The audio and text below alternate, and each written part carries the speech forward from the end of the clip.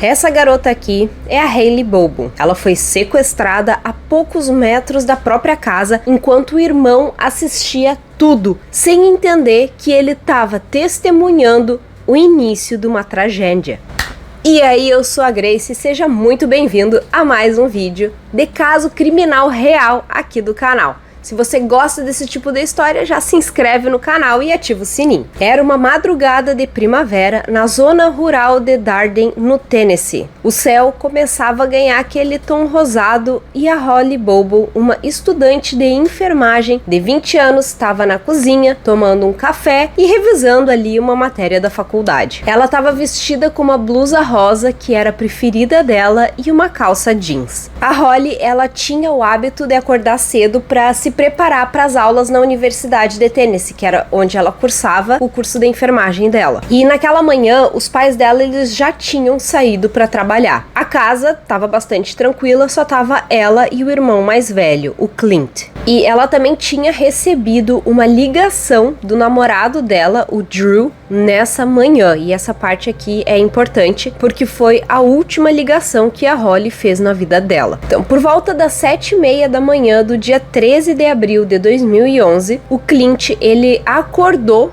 com o cachorro do vizinho latindo desesperado. Curioso, ele foi até a janela e viu uma cena estranha. Um homem vestido da cabeça aos pés com roupa de camuflagem, conversando com a Hailey na garagem deles. Na hora, o Clint pensou, deve ser o Drew, o namorado dela. Porque o Drew, ele era caçador e ele costumava se vestir daquele jeito de vez em quando. Só que mesmo assim, o Clint, ele sentia que tinha alguma coisa estranha no ar, que a conversa parecia tensa, a Hailey parecia estar muito nervosa. Ela falava baixo, meio que sussurrando, mas ele conseguia ver que eles estavam ali discutindo. Só que o Clint, ele não queria se meter numa possível DR do casal e resolveu dar espaço, achou que talvez eles estivessem terminando, enfim, estavam ali resolvendo algum problema. Só que daí o clima mudou de vez. Pouco depois, a mãe deles, a Karen, ela ligou para casa. Um vizinho tinha acabado de ligar dizendo que ouviu um grito vindo da casa deles. Só que o Clint, ele não tinha ouvido esse grito ainda porque ele estava dormindo. Ele só acordou quando o cachorro começou a latir por conta desse grito que o vizinho ouviu. E aí o vizinho foi ver no quintal dos Bobo o que estava acontecendo e ele viu aquela conversa da Hailey com um homem que ele não reconheceu, ou seja, ele viu que não era o Drew e viu que estava ali uma discussão que estava muito estranha e também pela reação dos cachorros, ele resolveu então ligar para Karen, para mãe da Hailey e do Clint, para dizer para ela que alguma coisa estava estranha. No telefone com o Clint, a Karen foi bem direta. Ela mandou o Clint pegar a arma da família que eles tinham ali em casa e atirar no homem que estava falando com a Hailey, porque aquele homem não era o Drew. O Clint, ele estava completamente confuso, ele tinha acabado de acordar.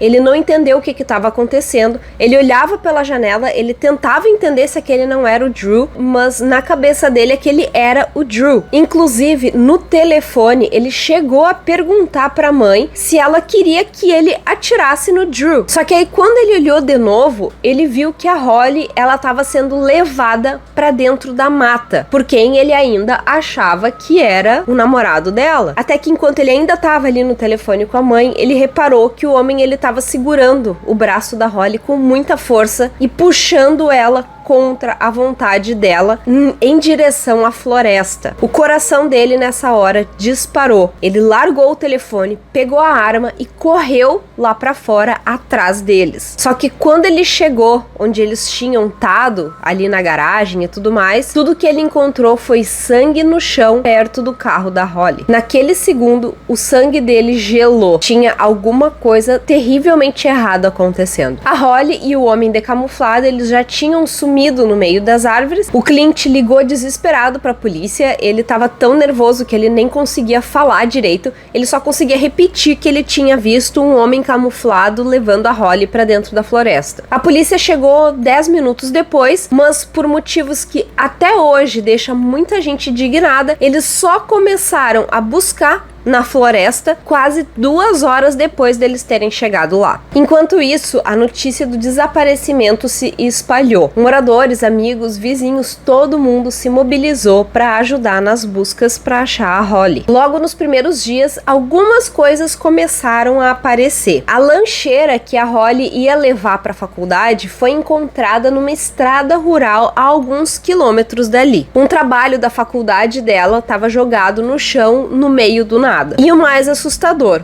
o celular da Holly e o chip dela foram encontrados em lugares diferentes. Quer dizer que o cara tirou e jogou cada coisa num canto. Então, isso tudo indicava que o sequestrador, ele tinha seguido o carro numa direção específica, que era o que eles estavam tentando procurar. Só que apesar das buscas com cães farejadores, voluntários, em quadriciclos, vigias de oração, toda a comoção, ninguém conseguia achar uma pista concreta sobre onde a Holly estava. E esse caso, ele tomou proporções nacionais. A imagem dela, que aparecia sempre sorridente, virou estampa de cartazes de pessoas desaparecidas. E a recompensa, $250 mil para quem trouxesse qualquer informação sobre ela. E a pergunta que todo mundo fazia era: quem é que ia ter coragem de fazer alguma coisa com uma jovem tão querida numa cidadezinha tão pacata? E isso fez com que o medo tomasse conta de toda a região. Com o passar dos dias e nenhuma resposta, começaram aí a surgir algumas especulações. E como acontece na maioria dos casos assim, as pessoas começaram a olhar para quem mais estava perto da vítima, que no caso foi o Clint, que era o irmão dela. Ele foi um dos primeiros a entrar no radar dos fofoqueiros. Afinal, ele tinha visto tudo acontecer, ele estava dentro de casa e, segundo algumas pessoas acham, ele demorou bastante para reagir. Algumas perguntas também começaram a circular. O porquê que ele não percebeu que a Holly estava num momento tão perigoso? Por que ele não saiu correndo atrás da irmã na mesma hora? Aí começaram a achar que ele podia conhecer o sequestrador e estar envolvido de alguma maneira. O porquê que ele foi até a garagem em vez de correr pra dentro da floresta onde ele tinha visto que a Holly tinha sido levada. O Clint sempre foi muito categórico e ele disse que ele achava de verdade que era o Drew e que eles estavam tendo uma briga de casal. E quando ele finalmente entendeu o que estava acontecendo, ele travou. Ele descreveu o homem como alguém entre 1,78 a 1,83 metros de altura, com cerca de 80 a 90 quilos, cabelos longos e escuros. E pro alívio do Clint, a polícia deixou claro publicamente que ele não era considerado nenhum suspeito. Mas mesmo assim, aquelas semanas tensas com a cidade inteira querendo os culpados, os olhares de desconfiança eles continuaram sobre ele. E se não fosse o Clint e nem o namorado dela, o Drew, então quem é que era? E foi aí que a atenção da polícia começou a se voltar para os criminosos da região. E o próximo da lista foi um conhecido agressor sexual que morava ali perto da casa da Holly. Depois de toda a confusão inicial, a polícia começou a focar num nome: Terry Britt. Detalhe, o Terry, ele tinha fama de ficar rondando por aí procurando vítimas. E vamos combinar que como é que uma pessoa ela é conhecida por caçar vítimas e mesmo assim ela tá solta?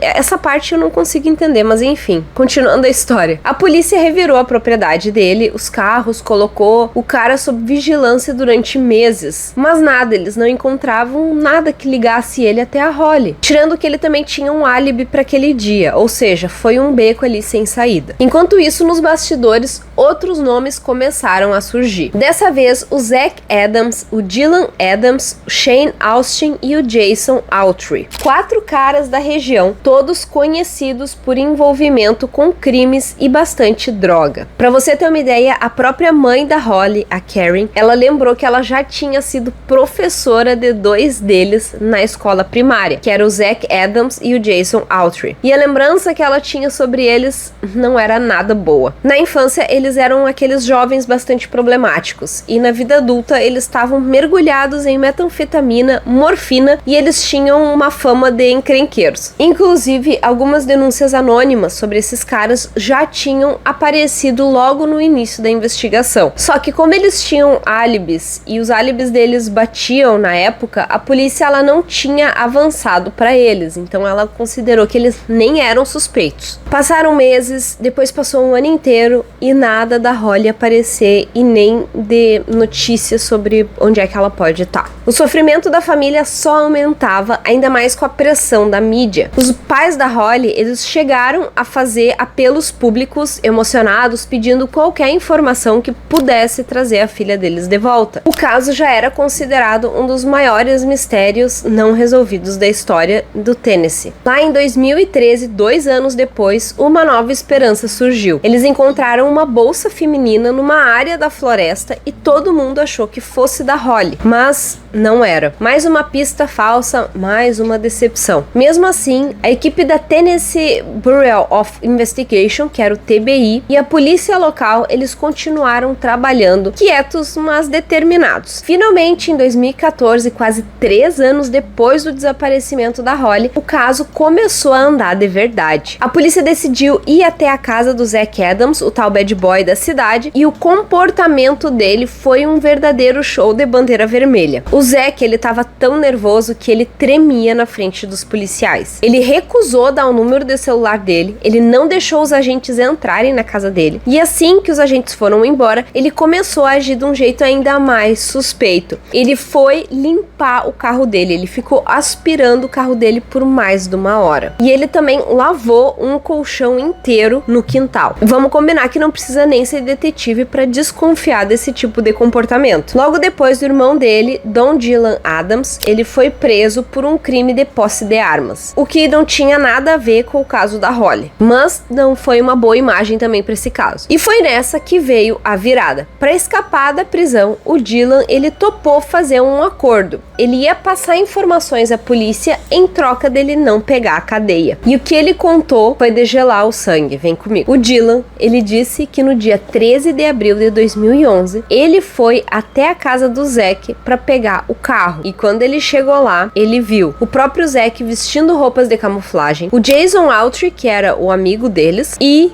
ele viu a Holly Bobo. O Zack ainda tinha dito pro irmão que ele tinha feito um vídeo dele abusando da Holly. E com essa informação, a polícia prendeu o Zack. E logo depois, eles começaram outras prisões. Prenderam o Jason Autry e o Shane Austin, que também estaria envolvido no crime. O Shane chegou a fazer um acordo de imunidade em troca de colaboração. Mas como ele começou a mentir nas declarações, a polícia cancelou esse acordo e em 2015 o Shane acabou tirando a própria vida. Mas com as acusações ficando cada vez mais pesadas, a verdade que a comunidade tanto temia finalmente começou a se confirmar. A Holly Bobo muito provavelmente tinha sido atacada e morta logo depois de ser sequestrada. Mas a grande pergunta ainda seguia: onde é que estava o corpo dela? Os suspeitos continuavam calados. Nenhum deles queria falar sobre o detalhe mais importante de todos. Até que um dia quente de setembro de 2014 aconteceu uma reviravolta. 2 caçadores, eles estavam explorando uma área da mata fechada, numa região remota no condado de Decatur, vizinho ao local do desaparecimento da Holly. No meio do mato, eles se depararam com algo que parou o mundo deles. Eles acharam um crânio humano e mais, com um buraco de bala na parte de trás. Nas redondezas, a perícia depois encontraria outras partes, como as costelas e os dentes. E aí veio a confirmação oficial.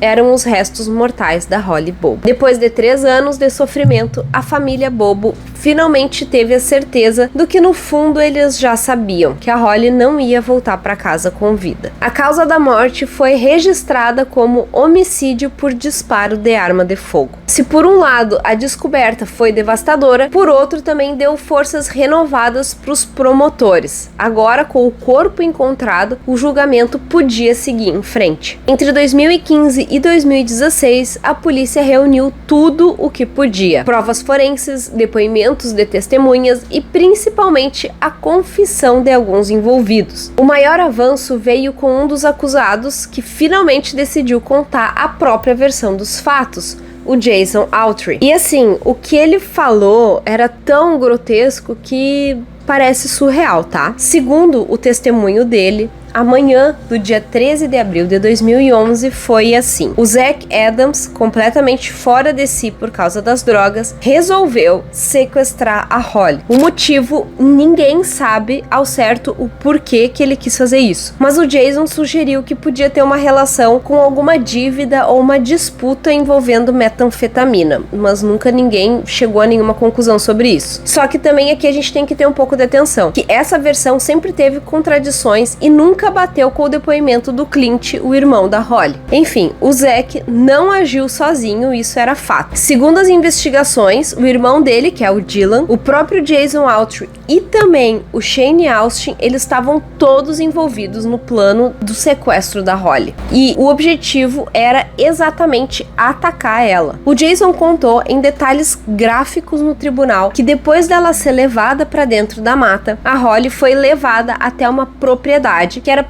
possivelmente a própria casa do Zach. Ali, segundo os relatos, ela foi violentada por todos eles. As declarações partiram principalmente do Dylan e de partes do próprio Jason, mas é importante dizer que as provas físicas dessa parte do crime, elas sempre foram bastante limitadas e os relatos também foram contraditórios dos dois. E achando que ela já estava morta, ou quase morta, o Zach e o Jason, eles enrolaram o corpo dela num cobertor e colocaram na caçamba do caminhão. O Jason, ele não conhecia muito bem a Holly, e ele falou na versão dele que ele achou que eles estavam levando o corpo de um traficante que eles tinham matado. E essa parte, ela ficou um pouco contraditória, porque se eles violentaram a Holly e enrolaram o corpo dela, como é que ele achou que não era o corpo dela? Será que ele estava tão drogado? Enfim, ficou essa parte aí também bastante contraditória. Até que ele olhou pro Zach e o Zach falou pra ele que aquela era a Holly, que eles estavam levando pra desovar o corpo. E mesmo assim, ele ficou horrorizado, só que ele topou ajudar a se livrar do corpo dela em troca de drogas. Eles dirigiram até um local perto do rio Tennessee.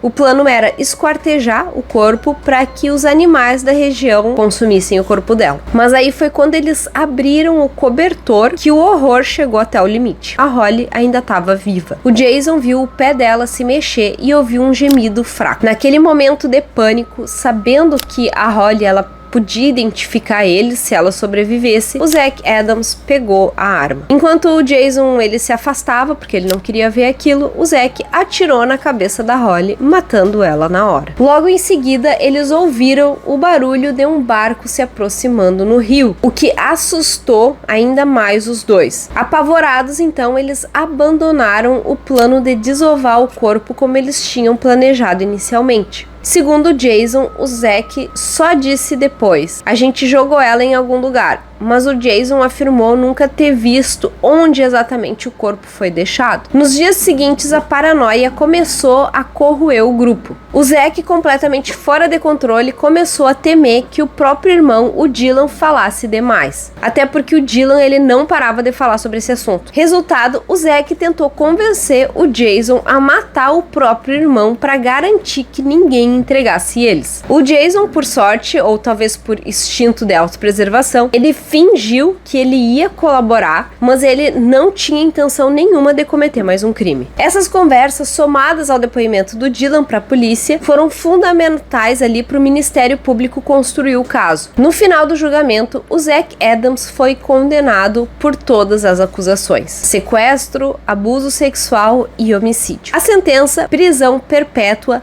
mais 2 sentenças extras de 25 anos cada. E vale ressaltar que ele não demonstrou nenhum sinal de arrependimento durante o julgamento. Enquanto isso, a família da Holly chorava, mas dessa vez de alívio. Depois de tantos anos de dor, a justiça finalmente foi feita. O Dylan, o irmão do Zach, fez um acordo judicial em 2018. Ele aceitou a culpa e ele pegou uma sentença de 15 a 35 anos de prisão, sem direito à liberdade condicional. Já o Jason Autry, por ele ter colaborado com as investigações, ele pegou uma pena mais leve. O importante é que todos os envolvidos continuam atrás das grades até hoje. Uma parte da rodovia 641 foi renomeada como Holly Bobo Memorial Highway, em homenagem à jovem cheia de sonhos, que teve a vida brutalmente interrompida. Eu espero que você tenha gostado de ouvir essa história tanto quanto eu gostei de contar ela pra você. E pra continuar ouvindo mais, é só clicar nesse vídeo aqui que tá aparecendo na tela.